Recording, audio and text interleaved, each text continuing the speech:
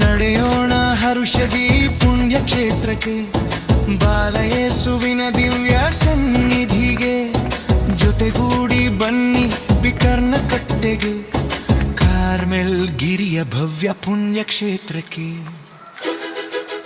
ಇರುವರಲ್ಲಿ ದಿವ್ಯ ಬಾಲ